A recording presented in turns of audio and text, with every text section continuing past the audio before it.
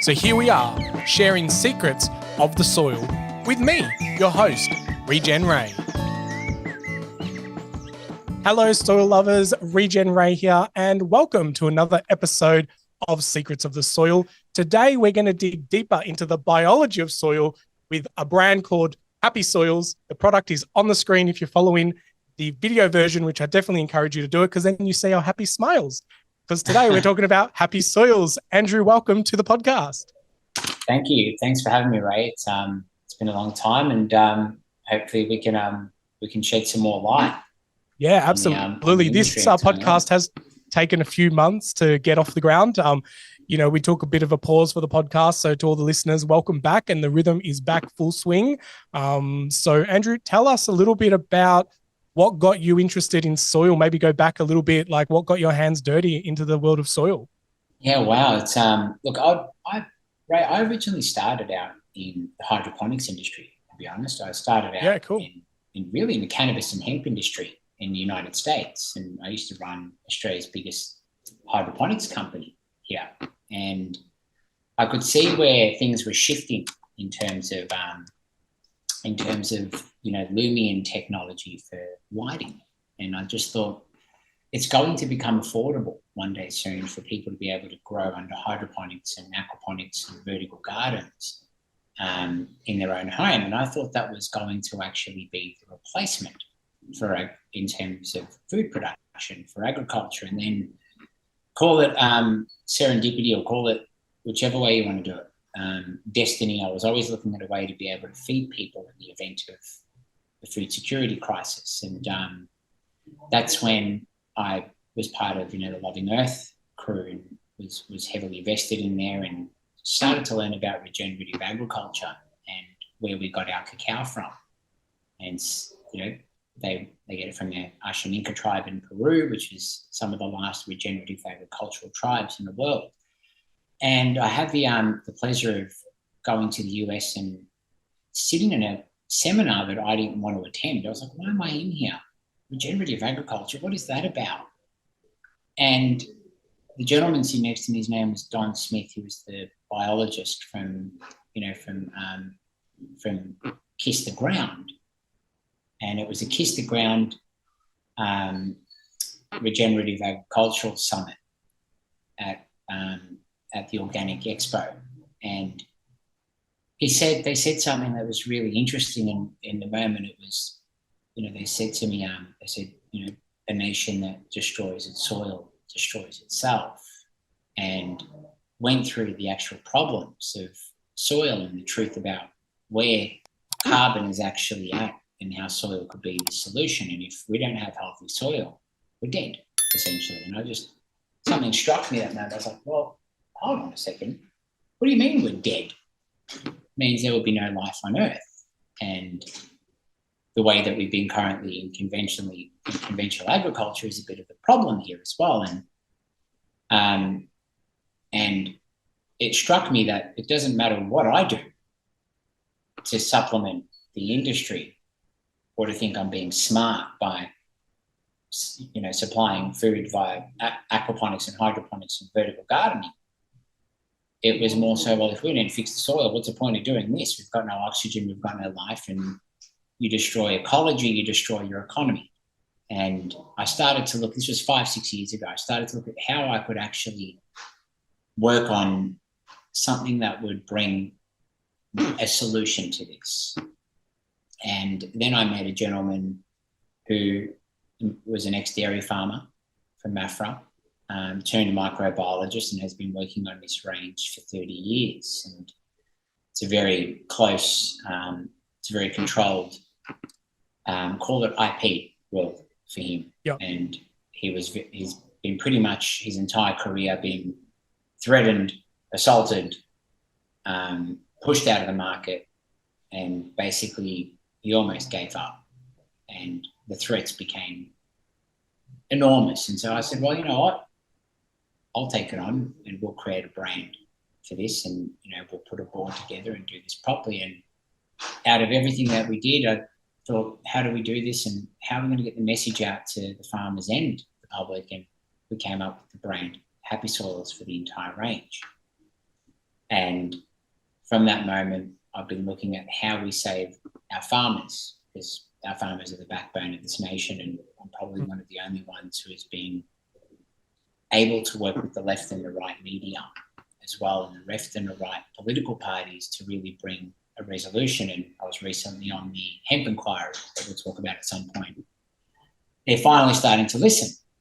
And so, you know, we're at a point now where my entire ethos with it is I want to have children one day, and one day potentially soon. And, you know, what are we going to leave for our children? And if we don't take it into our own hands, what happens there?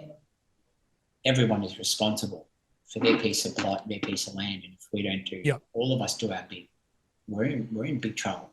Yeah, no, I definitely agree. And, you know, I'm really interested in the fact that, you know, you were down the hydroponic side of things and vertical gardens, because, you know, coming from the startup world, and, you know, about 5 or 6 years ago, I also got my hands dirty into soil. So I think maybe, you know, there was a bit of this kind of pulse in the universe that said, I need more soil ambassadors. And we've all been drawn into this amazing journey. But, you know, there is this kind of tech funding world where they're all funding these vertical gardens and hydroponic, you know, machine dripped nutrient, you know, kind of water lines and so forth. And so now that you know what you know about hydroponics and even maybe aquaponics, and then soil, like, what's the big kind of aha moment that makes you know that soil is what we need to nurture rather than these machine factory warehouses of food? Well, look, you know, there's a place for it. There's a place for these, for these things, and it's more so how do we get those places shifting to organic, to some form of organic growth as well, instead of using synthetic fertilizers in there. They do have their place, and they have their place in cities, in suburban areas. Like, that's why we've got urban green farms, which is where there's things that you can grow out of season in those places. Like, we've got a 6-acre glasshouse facility in Heatherton here in Victoria, which is the largest in the country, where we're turning the whole place into a food production facility. And we've now launched the range of happy soils into Go Vita outlets to teach people about the relationship between gut health and soil health, and how they're almost identical and interconnected. And you know that as well as I do. But how do we get consumers thinking about that? How do we get, well, not consumers, we'll call them customers. I don't like calling anyone consumers, because we're past that point of consumption. We've got to now return to regeneration. And how do we get to that point? And it's changing the psyche of the customer on the other side, to stop being the consumer and start being a brand advocate or a movement advocate. Because the more we push on regenerative agriculture and our farmers to be responsible, then we then can have a standard by which our farmers go, I need to shift to regen. Otherwise, they're not going to purchase my products. So with the industry there, it's more like the aha moment was, we can't live in a bubble. You can't live inside your glass house forever. And you got to breathe. And there has to be clean water, clean air. And the only thing that's going to provide that type of environment is supporting our soil, because that's where the carbon belongs. And we keep talking about carbon. I'm sick of the word carbon, because carbon is not the problem. It's nitrogen oxide emissions.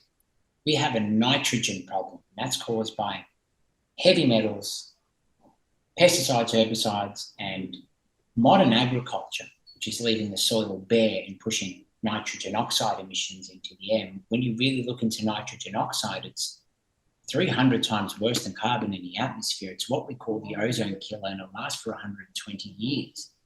But why don't our political establishment speak? I'm getting angry about this now, because why don't our political establishment speak about this?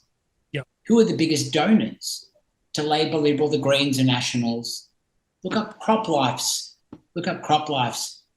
donor list. They donate to all of them, and they donate big money.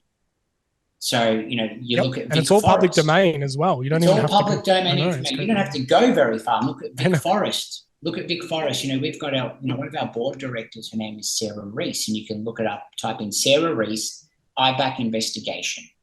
And you will see that Sarah sits on our board at, on unhappy soils. Sarah had, was pushed into a position where she was anti-logging, but not anti-logging, anti-ecological destruction. Mm. And what happened was Sarah got to the point where they were sending out Vic Forest, which is a government agency, was sending out investigators to spy on her, to find dirt on her, to shut her up about what they're doing. Mm. I've got farmers out in the Traralgon area who are running organic farms who are now under attack by basically the big logging industry, rolling around their area, dropping Grunt 750, which is actually destroying everything except pine plantations, and that drift is hitting their farms. And then we've got the APVMA going in under those bills and going and saying, because we got drift there from our products, a product that is registered with us, you're under our jurisdiction now. I know, it's crazy. And they're destroying their farms. And just yesterday on 3AW, we saw, what do we see? Coles and farmers fighting on 3AW because Coles are now increasing the pricing of fruit and veg on the other side, and they're rejecting good quality food from farmers just so they can push up the price while they have to destroy their crops and animals. It's insanity. Yep. So we've got a crisis here. Yep. Sorry, I just went on a tangent. No, absolutely. I think that's, the whole point of shedding light onto these things, and even like knowing that it is just Googleable, like you can very easily find a lot of this information. And it gets me angry too, because over the years I've spoken to farmers and they tell me that their local communities throw in, food by the truckloads into paddock. They're not even allowed to feed it to other animals because they're under contract. And if Coles demands it to be destroyed, or Woolies or any of the food contract creators, like they have to physically destroy it rather than feeding it to livestock or putting it into other food systems. It's absolutely crazy. I'll tell you what, I'll challenge Coles and Woolworths personally. You give me any of your farmers in their contracts, and I'll find a way to change the interpretation. And if we have to, work around it. This is what I do. Now, I've got a farmer right now and this is the core of our issue here, is that we've got to talk about our farmers and protecting it. Yeah. I've got a farmer out in Bacchus Marsh who called me after someone had referred her over from one of my conferences out in Traralgon, where they had poisoned this entire farm area, and the actual Mundara reservoir, the fish in the Mundara reservoir had been killed off because of the runoff, this illegal runoff. And she called me. Now, they're facing multiple enemies on this front. They're facing the regulators. Then they're also facing developers who are trying to buy up their farms. And a lot of farmers don't have time to be looking through contracts, so they hire a conveyancer or someone to do it. And they get caught in this rut with a situation where agricultural land can be formed under what we call settlement terms, long-form settlement contracts. And they could be 3 to 5 years. And they pay a deposit, and then over that 3 to 5 years, the developer or whoever's buying that farm has to pay it out. Sometimes they don't. And then what happens is the developers become really sneaky with it, and they go, oh, we want our money back. Yeah. And that farmer's already spent that money, and then they end up in court going into foreclosure on it. Now, fortunately for this farmer, she came to me and said, I've got a problem. She was going to kill herself. Her husband died already. They tried to screw her over, and I had a look at the contract and what had happened. And I found out that, in actual fact, her lawyer was the one who was negligent and irresponsible. So we ended up bringing in a third party, and the game changed. And I ended up personally sitting in mediation myself and threatening to take it all the way through to the Supreme Court for her and saying, here you go. If you guys think this poor farmer can't fund it, here you go, developer. Here's the cash. And if you want to play this game, we'll fund this the whole way through. We're not going to let her go under because of you. Yeah. And that's exactly the game they play. They bully the weak, and they and you make a great point. Like, there are suicide in the farming world is one of the least spoken about things. There are so many. And it's one of the highest rates in the country. Yep, absolutely alarming. And that, again, when I first got into the space and I was hearing some of the stats, I was like, why, why are we focusing so much on these other things that seem very, very small problems when there's this other massive, issue at hand? And yeah, definitely, if there's anyone out there listening and they're not in a really good position at the moment, like really do seek out for help, because there is lots of support from rural aid and even, people like yourself that will champion and help bring things to light, and just have someone else to talk to go, am I going crazy? Or does this not feel right? Does this not sound right? Like who's, not you don't know who's playing the who. cards right? Yeah. You don't know who's who, right? Because at the end of the day, you could go to a support network who's actually funded by a Bayer or DuPont or Monsanto or one of them. And I'm saying that publicly, and I don't care. If they want to war with me, you want to sue me, bring it on. The bottom line is this. The very same chemical companies that claim to be supporting our farmers, and they've got agronomists on their books, they've got soil scientists on their books that keep pushing the same formulations into every single farm, not even looking at the soil tests. Same formulation, because someone is giving them an underhanded cut of cash to say, you push our products and we'll give it, not really understanding the impact of what this is doing to someone's farm. Then what they do is, as soon as that farmer stops buying from them, they call in the debt, because they've now moved over to our products, or they've moved over to regenerative agricultural techniques, and they've completely eliminated the need for pesticides and herbicides and heavy metal inputs. That they go, call in the debt, give them 28 days to pay off the debt, otherwise they foreclose on their farms. Then they take the farm off them and they sell it back to Nutrient, who shouldn't be in the farming game at all. Like, you go up Gippsland way here, we're talking about an agricultural company in pesticides and herbicides and heavy metal inputs that are now selling farms. Is there not a conflict of interest here? Yep. It is a disaster. Not enough governance at all. And it's and you're right, even if there's too much governance in the wrong area. Well, that's right. But even if the other thing is, like, even if if they're not allowed to, they set up another company on another name with a different board of directors, and they're still the same. Just because it doesn't look like the duck, it's still the same duck. And they just set up all these sub companies. If it quacks like a duck, it looks like it's still a duck. Yeah, that's right. But maybe it's got a different name or different looks. It's got green colors in their logo. Lots of greenwashing happens in those kind of things. And I agree. There's more governance on whether you could have a guest on your property for a farm tour than the things that happen behind the scenes. And I recently had a call from a farmer who's running a hemp plantation. We'll talk about hemp, in the company. Yeah, I got it on my list. As part of this, but called me and said, I've got a group of people here from the government that are saying that I need to register my organic seed with them. I said, well, put them on the phone. And put them on the phone. I said, claim your jurisdiction immediately. What are you claiming here? 15 years ago, this farm had pesticides on it that were registered. Well, why didn't you run a soil test? Because they've been using our products. Wouldn't run a soil test because they know there's nothing in there. It's all bluffing. And this is where farmers have to be very, very careful, because they could give you a contract or something saying, here, then all of a sudden you've signed off your entity rights under their jurisdiction when you don't need to. And it all comes down to the wording and the nuances, and farmers need to know how to fight for their rights, which is why we've also got groups that are extreme right and extreme left, and My Place and all that, kind of working on the fact that let's educate our farmers. Let's work with them on what they need to know to defend themselves. And I do get attacked over this. I get website hacks. I have all sorts of things happen to me, threats. Every time I leave Gippsland, I get a threat on my phone from a private number or something coming through. We know what the game is, and how do we work around it? Solutions. Everything has to be solutions-based. So what do we do with all of this? Where do we go from here?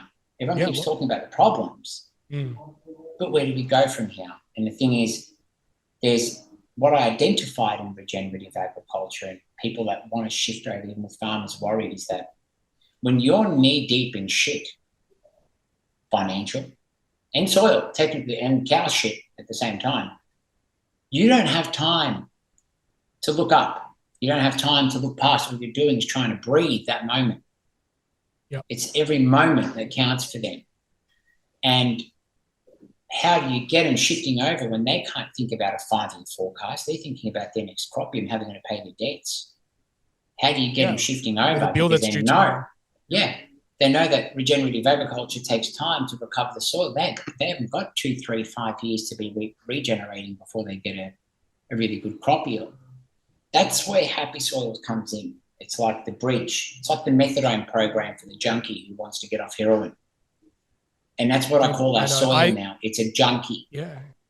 Yeah, I had the same realization. I literally was like, we need to rehab our farmers and our soils off the addiction of chemicals. Because I saw the same thing when I came into this space. I was like, there's just a need for more, and there's kind of that little joke where you keep speaking to the rep and they say, yeah, put more on.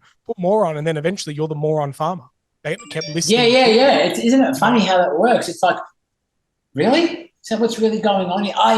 I've heard this one. Yeah. Just chuck some lime on it and some superphosphate and go on a holiday, come back in 3 months. Yeah.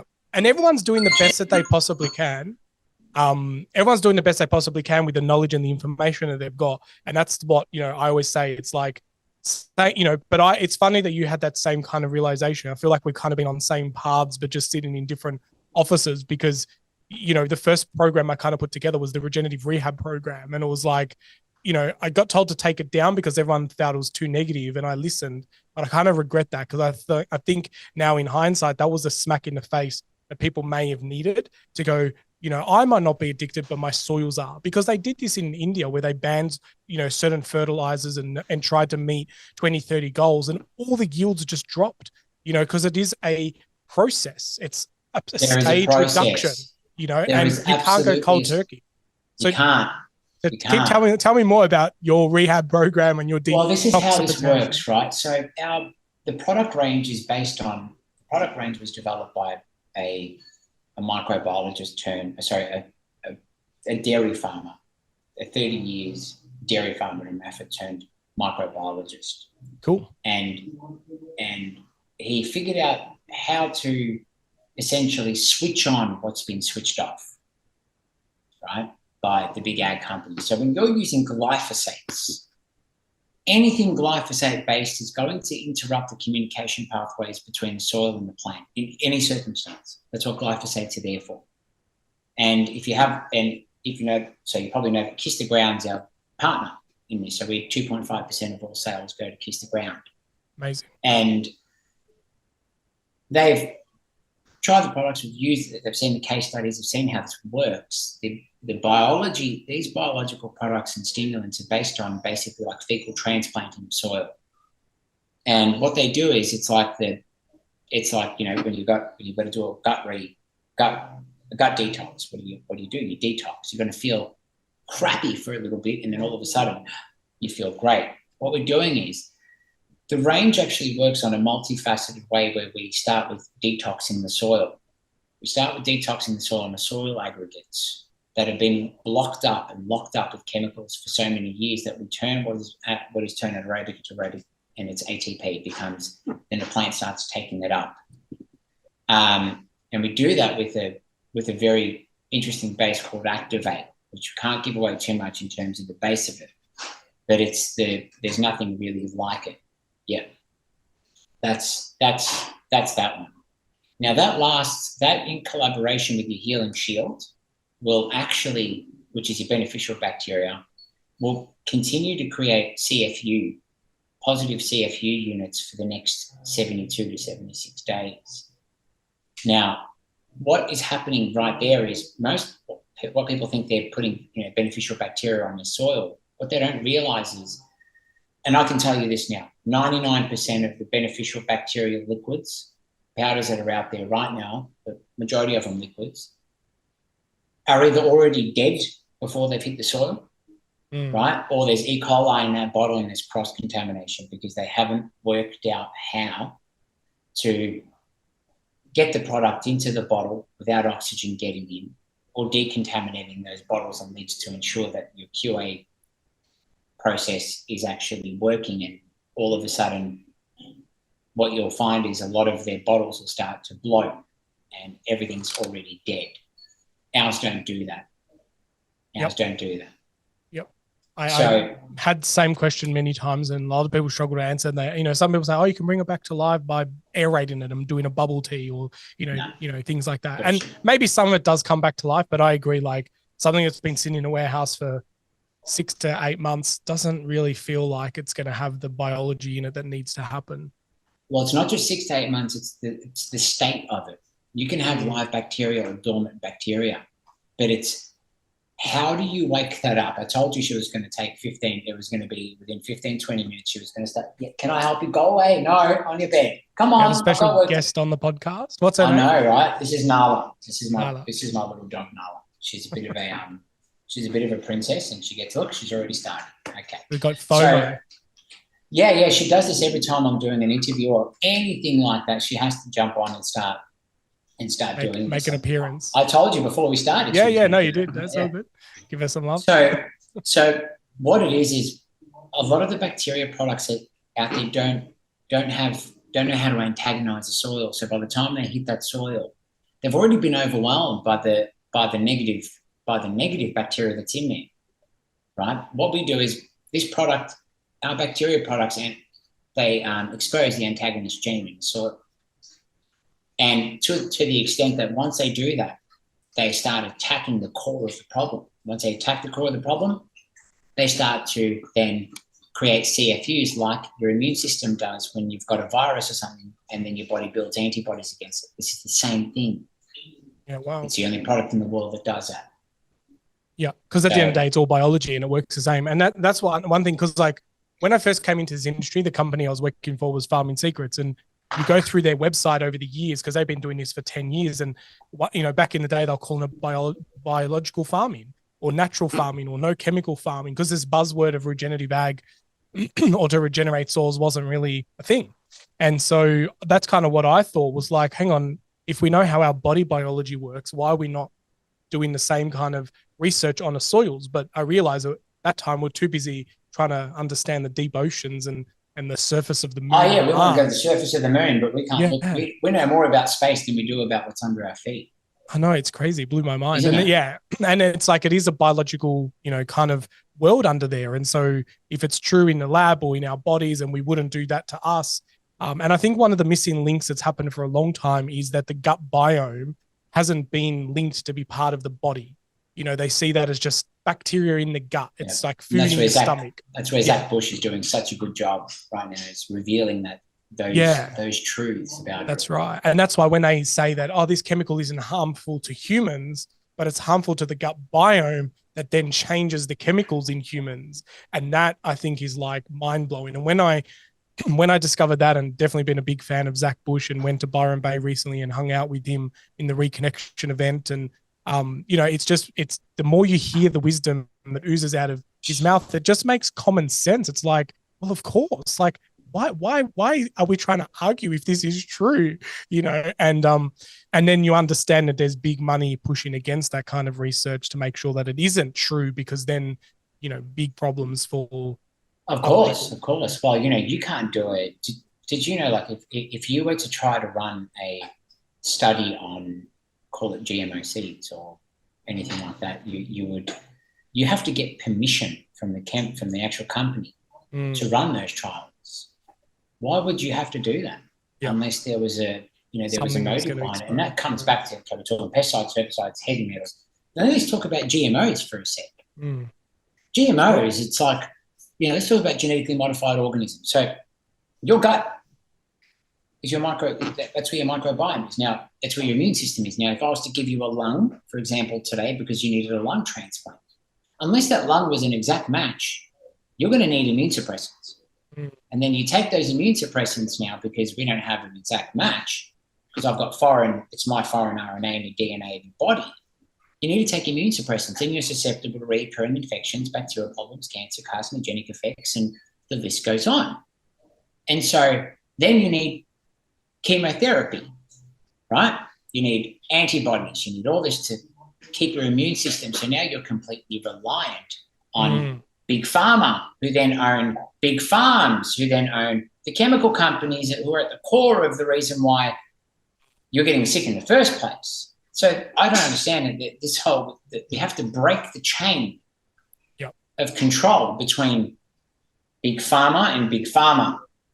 And the only way that we can do that is by our farmers really understanding and us getting behind our farmers. Like there's a lot of, I've done stand-ups about this on a YouTube where what is the solution? Stop protesting out in the streets. That does nothing.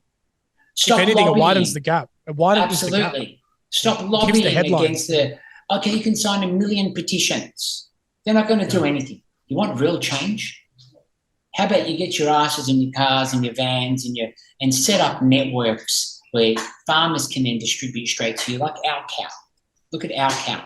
They came out during COVID, in the middle of it, said, we're going to start buying from farmers directly, organic farmers. If you look them up, ourcow.com.au. I saw their pitch.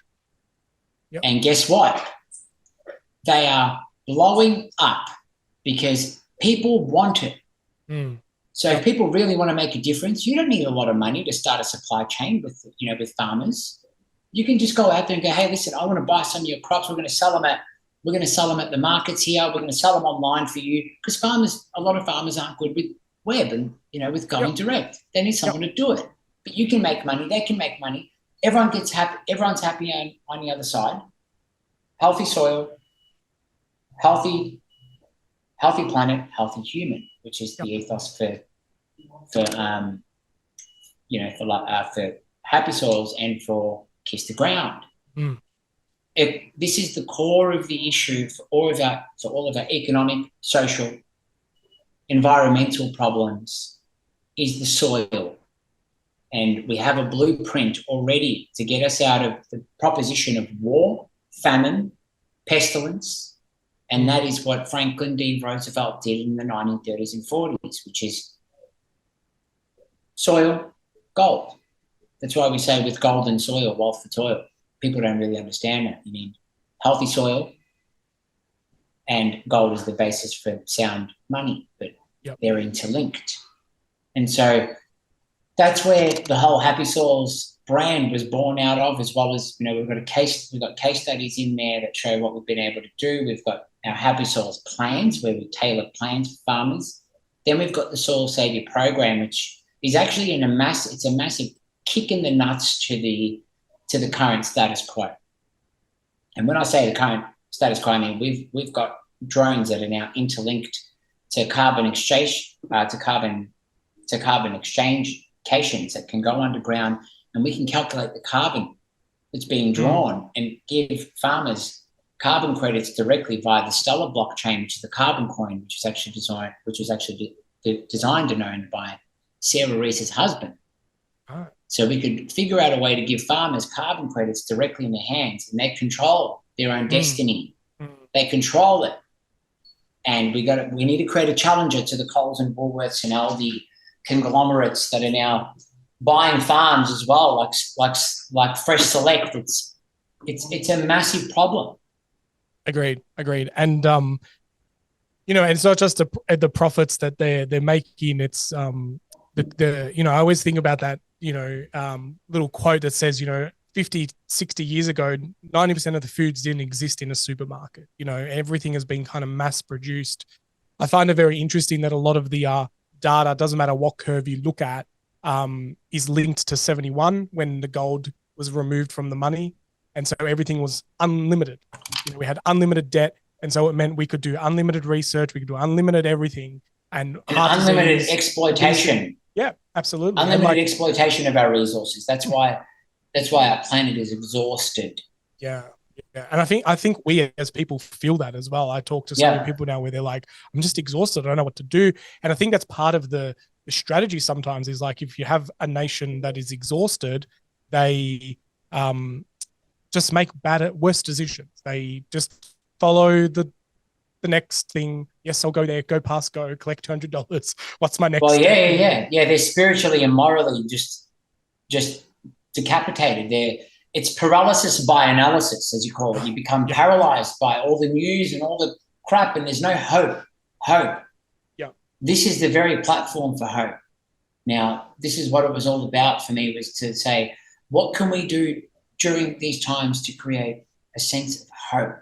And this is where the hemp plays into Happy Soils, into the carbon program, which is why we call it the soil safety program. But on our website now, we've got an Australian farmer hemp farming support platform. And a couple of months ago, I was at the hemp inquiry, the Victorian hemp inquiry, and I was invited there to speak. And funny enough, I was invited there by Rachel Payne from the Legalised Cannabis Party. Now, I'm considered what you'd consider to be a libertarian, but in actual fact, I'm more middle, centre. Yep. And for the first time in 3 years, that crossbench couldn't argue with someone that came in and said, this is what it should be, this is how we do it, and this is what I need you guys to do. And the matter of fact is, I sat there listening to a lot of these people that were talking about him. And the so-called experts, and I'll call them so-called experts because I said they're so-called experts in the inquiry. I don't know if you've seen any of the clips from it. Yeah. But it's, I said very specifically, I don't agree with what anyone has come up here and said. I said, we don't need your help. We need you to get out of the way and let the free market do what it does best, right? We don't need you to regulate. We don't need your help. We need you to deregulate, get out of the industry, and let us fix the void and the economic circumstances that we're in. Now, I'm going to say this very quickly, right? The Victorian forestry industry, lumber industry, is running at a $54 million loss per year, right? Ecological assets are being destroyed. 1.8 million hectares of forestry and native forestry are being destroyed. You put that into perspective with the potential hemp industry on 1 million acres of high-grade hemp fibre, we'd be turning over a $70 billion GDP just in long fibre. That's not even manufacturing or carbon. Yeah. Now, you do the carbon value of that, which is 33 million tonnes per cycle, which means we're running at 99 million tonnes, which is 25% of the entire nation's carbon emissions without changing a single thing about our energy sectors. That's called sustainability. I know. Hemp just has, like, again, one of those things that more I learn about it, I scratch my head going, isn't this the solution? Like, it grows fast. It can be used for like thousands of different uses.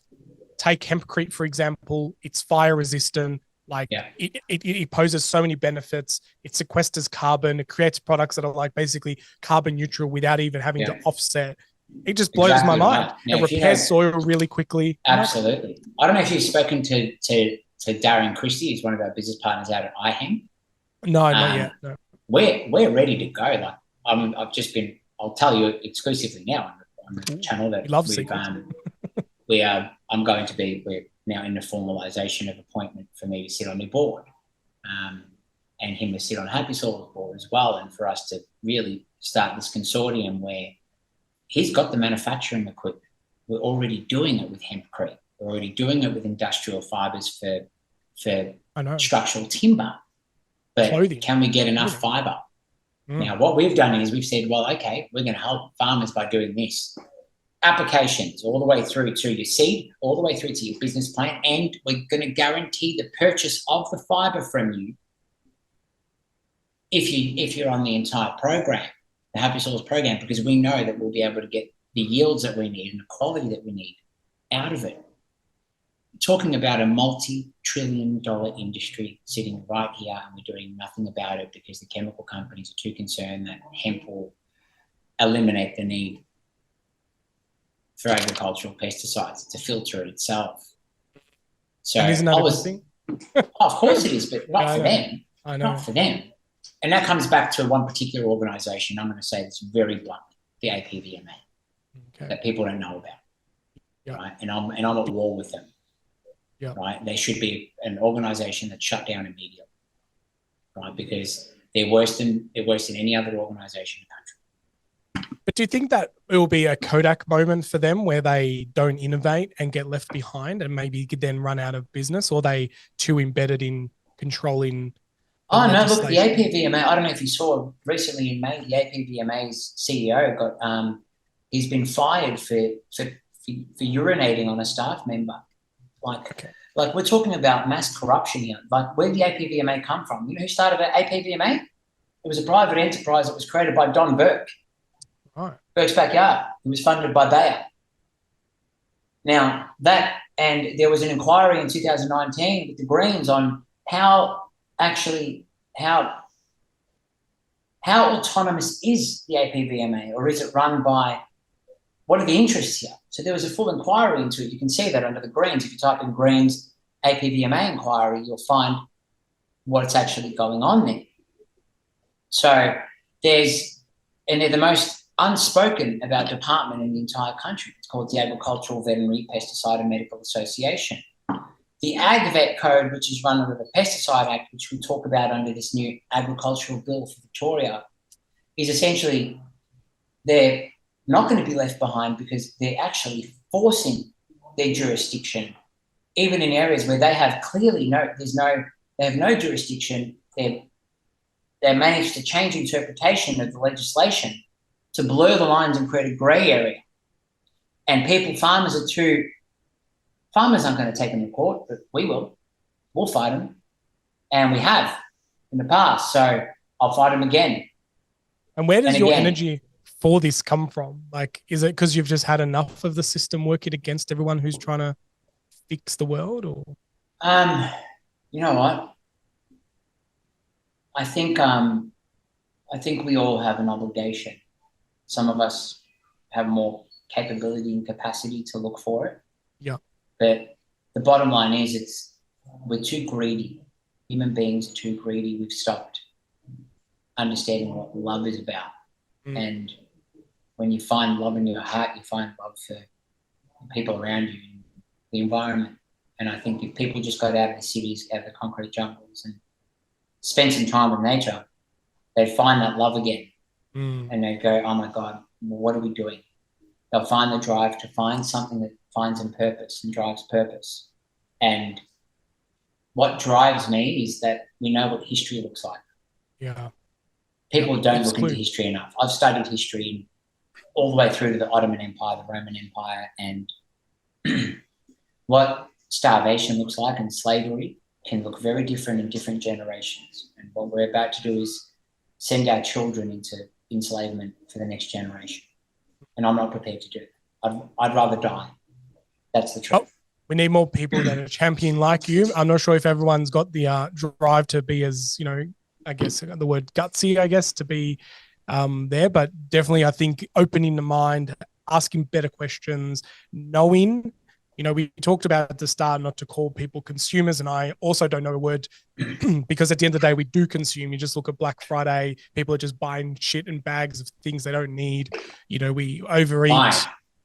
Why? But that's why no self-fulfillment. I know, but if they don't like being called consumers, then stop consuming. Sometimes I like using that word because it's like, own it. If you're going to consume more than you produce, you're a consumer. The other word that buzzes around is maybe conscious consumer. Like you need to be conscious about where the consumption of your stuff comes from. But I haven't found a word, people say feeders or, eaters or things like that, but it's not just about food. And that's why it's about clothing. It's about the house. It's about things you buy, presents, decorations, like all that stuff. And especially in the last few months where we're supposedly in a financial, uncertainty and interest rates. And yet, Halloween, houses are decorated and people are buying lollies by the bucket load. Then you go into Black Friday, then you go into like Christmas is gearing up and you go to the shopping centers and the car parks are full. They got police diverting cars. I'm like, is there really a problem? People just tapping credit cards? I don't know. Like, I think people need that smack in the face. We do sometimes maybe need a crisis. And it's unfortunate because there is a preventative measure. We can self-educate and prevent hitting the wall. But yet sometimes it feels like to me, we're going to hit the wall. We're going to hit the wall. I try and be optimistic about it. I try and be optimistic, But we can. There's so many resources that we've got out there. There's so many, different groups working on it. We get a lot of slack because we get pushed out of particular areas because of what we do. They don't want us there. It's a threat. And I keep, people go like, what can we do? What can we do? Then you give them the solution and then they're like, oh, you mean I've got to actually do something? Yeah. You mean what? You can't run your own garden? You can't. But what will happen is, just like at the beginning of COVID, I got Urban Green Farms on the other platform. We got inundated, couldn't keep up with seed sales, organic seed sales, because when people start to really rush and get into a panic, they'll realize, oh my goodness, we don't just have expensive food, we have food shortages that have been essentially designed because and logistics. Like, we're not going to touch that. Yep. We don't want that. Yep. We got a logistical nightmare, and people can just get in their cars and bring food over. Go to your local farmers. I don't think people realize how just in time food delivery is. Like, it only took 3 days, for things to run out. And so they don't realize that everything's just been delivered, in time for your consumption.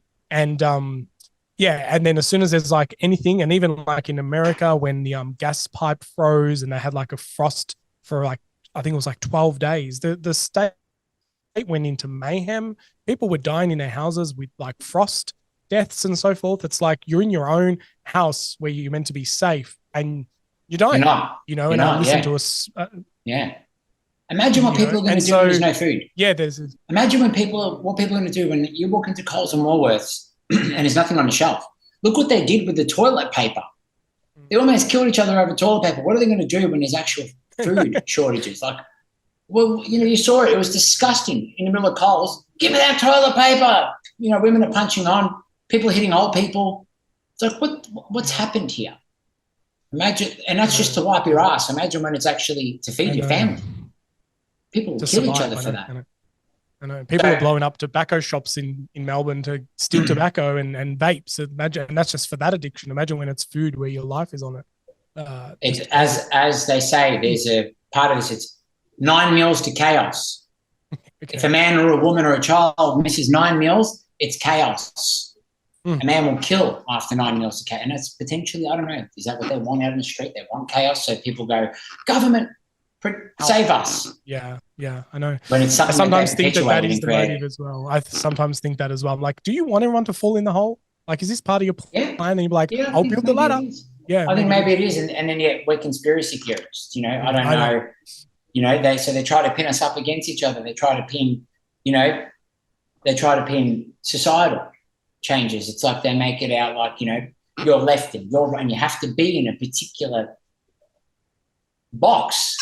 Yeah. And if you're not, like, I'm not in a particular box. I'm neither left nor right. Yeah. I'm more about, well, let's find a middle ground. This is the middle ground.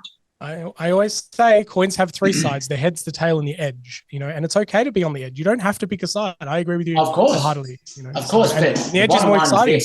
And the thing is this: the more people keep their heads in the sand, and I don't know whether or not this can be broadcast or not, but the more people keep their head in the sand, the more likely you're going to get your ass while your ass is exposed at that point. Yeah. So you can. I'm not going to say the other side to it, but you keep your head in the sand, you're still exposing something. Yeah. And if you can't see it coming for you, then it's still going to hit you. Yeah. Whether you see it or not. Andrew, right? we've flown through this conversation. It's been absolutely amazing. Is there anything else burning desire that you'd love to share with the soul lovers? No, I'd love to just say, signature question. Please, I'd just say, support local, support our brands, support, Kiss the Ground, support the movements that are actually trusted, and, ask your local stores if they're stocking us, your local nurseries, your local health food stores, your local suppliers, support. That's why I say ask better questions. Like you sit down at a restaurant, ask if they know where their food's coming from. Is it regenerative? Is it sustainable? Is it whatever? Organic? If you ask better questions, you put that pressure to the restaurant owner or to the shop owner to go, everyone's asking for a more safer product. I need to explore that. And, the marketing trick is always supply versus demand, and so, the demand can also create the supply. And I have seen this over the last 5 years where more and more farmers are getting involved in what they would have originally called alternative or hippie movements, whether it be biodynamic or regenerative ag or, whatever. People are moving and trialing different systems in order to create better systems, and it's exciting because the demand's there. People are knocking on the door. Like the demand for attention from like this one over here. Excellent. I guess like with your product range, because I see it all in small bottles, my number one question, and I think you've alluded to this as well, but I just want to make the point hit home. Is this for commercial farming, large scale application, or is it for small scale only? Okay. Both. So we've got... Because you've got pallet forms as well? Yeah. We've got pallet form. We've got form in granule. We do totes as well. So big farm totes, 1,000 litre. It's basically, you know what this is? This is the knives the chefs use. Yeah. Buy the knives the chefs use. We've just taken what we do in agriculture with these farmers into the retail space to make them aware of what's going on. Yep. And demand it from your stores and your food. And then if it's not that, don't buy it. Yep. Agreed. And to your note on Kiss the Ground as well, because it was their soil advocate course that I did during the start of COVID. That got me hooked as well. That was like one of those things where I attended every class and it was online, and they were running it in America, and this was before it was evergreen, or like you could just go and watch it on self-demand. So it was like live classrooms. And well, you let me know. I can get you I can get you one of the guys from Kiss the Ground on if you really want. I've had Finian on the podcast in the past as well. So I agree. Kiss the Ground has made such amazing movement in this space. Their documentary that is on Netflix, it's readily available. They've got a new one coming out called Common Ground. Uncommon Ground. Yeah. I can't wait for that one as well. Going to have to update my PDF documentary sheet again once it comes out. I love sharing, what people can watch in their own home, because that's what's been really fascinating over the last few years, is that you don't have to go down deep rabbit holes. Fantastic Fungi, Rachel's Farm, Kiss the Ground, like all these are amazing documentaries that you can download on any of the platforms, or YouTube for like $3, and it'll be the best $3 that you ever spend. And it's very easy to get years and years and decades of research put in a nice 90-minute package for your brain to consume it. So I think there are so many options for now people to self-educate and get ahead of the curve. And that's why I say you just need to ask better questions, educate, and then make better decisions, and then your gut starts healing, your mind starts changing, and so you already get it. I know the soil lovers get it as well. Andrew, are you ready to become the voice of the soil? Bloody earth I am. Excellent. Well, I'm already there, mate. Yeah, I know. I can tell the passion's fire lit under your butt. So you are now the soil. You have become its mouthpiece. What will you tell the 8 billion people on the planet as the soil? Look down, because the solution's right under our feet. Amazing. I always say, yes, that is 100%. We're too busy looking up, looking deep into the oceans. But yeah, I agree. The answers that we seek are right under our feet, is what I always say. So, excellent. Well, Andrew, thank you so much for coming and hanging out with the soil lovers on the podcast. Thank you. Thank you, soil lovers. No worries. How can they find out more and dig deeper about Happy Soils? Well, just jump onto happysoils.com.au and have a look. You'll find we've got our shop there that will take you to our stockists. You can learn more about the actual products and how they actually work, and what we've done with farmers. You can have a look in the farmers portal there, but also if you're a farmer that's looking into hemp, jump onto the Australian Hemp Farming Support page. There you can actually download full forms, and we'll help you with everything from your applications all the way through to even your purchasing agreements. I've got a cranky dog right here who's now getting angry at me. She's but they banging her bowls. Absolutely. And if they want to have a look at our advocacy stuff, you can jump onto YouTube and have a look at Urban Green Farms and Happy Soils, and you'll find everything that we're doing there with farmers as well, and the wars that we're having. So we don't just talk it; we're actually doing it. We're fighting in for it. Yeah, love that. Keep up the great work. It's been a pleasure hanging out with you, seeing your brand unfold on Instagram, being a long-term follower. Products were sent to me, keen to get these into the garden and, play around with them, getting my hands dirty as well. So on that note, yeah, thank you so much for coming and hanging out with the soil lovers. And thank you for being such a good advocate for soil. Well. We're doing this together, mate. It's a collective effort. So thank you. There you go, soil lovers. That is another episode of Secrets of the Soil. You've been hanging out with Andrew from Happy Soils. All the links about the products, resources, all his work is around this video, or the podcast show notes around your podcast player. So until next time, make sure that you get outside, keep digging deeper and get your hands dirty in the wonderful world of soil. I'm Regen Ray. We'll catch you on the next show.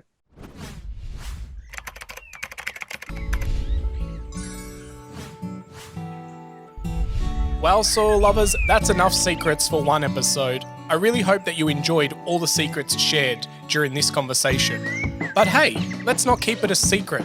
Please share this podcast around and make sure that you like it and leave us a review, because that really helps spread the secrets of the soil.